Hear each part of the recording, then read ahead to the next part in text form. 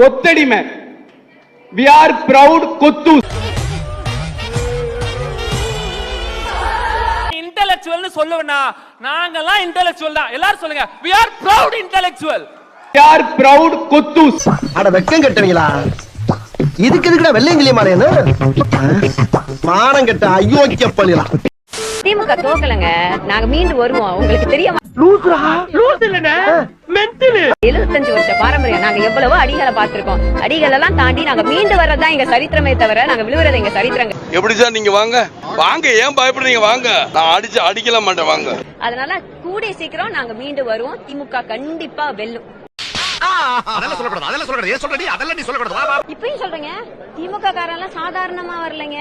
ஒவ்வொரு அடி மிதி உத எல்லாத்தையும் பார்த்துட்டு தான் வந்திருக்கோம். இது குடும்ப கட்சி தான்.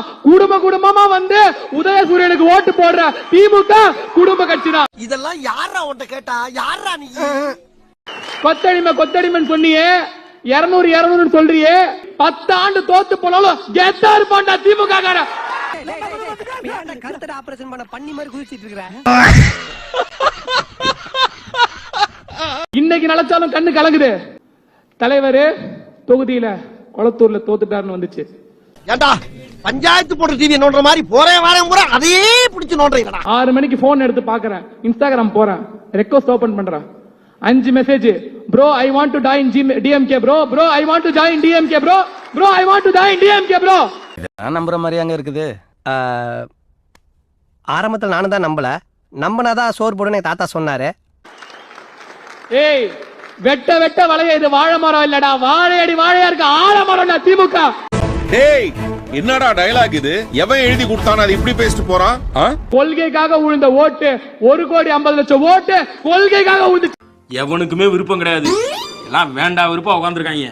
நீ இந்த மாதிரி காமெடி பண்றேன் நகைச்சுவை பண்றேன்னு பண்ணி வாழ்க்கையை கெடுத்து எதிர்கட்சியா இருக்கும் போதுதான் ஸ்டைலா கெத்தா திமுறா இருப்பான் உண்மையான திமுக காரன். இந்த பயனும் இல்ல.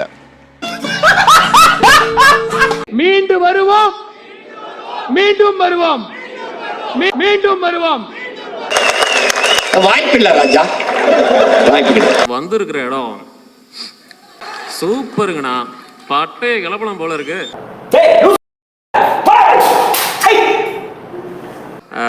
அரியப்பன் பையன் அன்பானந்தம், மை செல்ஃப் இன்ட்ரோடியூஸ் பண்ணிக்கிறேன். காலங்காத்தால ஒரு ரூசு போயிட்டு வந்து சிக்கிட்டமே. இவனை இவன் ரூட்லயே பேசி அனுப்பிச்சிட வேண்டியதான். சொன்னதுன்னு தெரியல, இந்த உசு பெத்துறவங்க கிட்ட உம்முனும் கடுப்பேத்துறவங்க கிட்ட கம்முன்னு இருந்தா வாழ்க்கை ஜம்முன்னு இருக்குமா? என்ன எழவியாது கேக்குதானா? நல்லா கேக்குதானா? மைனாரிட்டி கவர்மெண்ட்னா எப்படி ரன் பண்ணணும்னு என் தலைவன் கலைஞர்கள் அவர்கிட்ட போய் நீங்க கேட்டு தெரிஞ்சுக்கணும்னா. 2 வருஷத்துக்கு முன்னாடி கட்சி ஆரம்பிப்பாங்களா, அண்ணா வணக்கங்கண்ணா வணக்கங்கண்ணா வாங்கண்ணா அப்படின்னு சொல்லுவாங்களாமா. அப்புறம் முதலமைச்சர் பதவியில போய் உக்காந்துட்டானா ஓகேண்ணா ஓட்டு போட்டு ஜெயிக்க வச்சிட்டானா.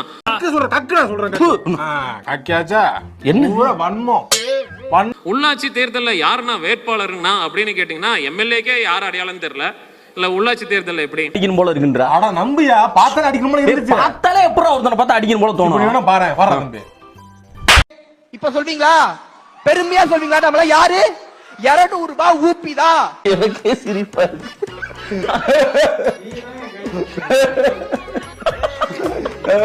மீண்டும் சொல்வோம், நாங்கள் கொத்தடிமைகள் தான். இது கொத்தடிமை கூட்டம் தான். அட தற்குறி நாயங்களா, ஏன்டா இந்த மாதிரி அநியாயம் பண்றீங்க? உடன்பிறப்புகளே வணக்கம். உடன்பிறப்புகளே உங்களைத்தான் சொன்ன உடனே ஊப்பியா நமக்குள்ளே ஒரு குற்ற உணர்ச்சி வரும்.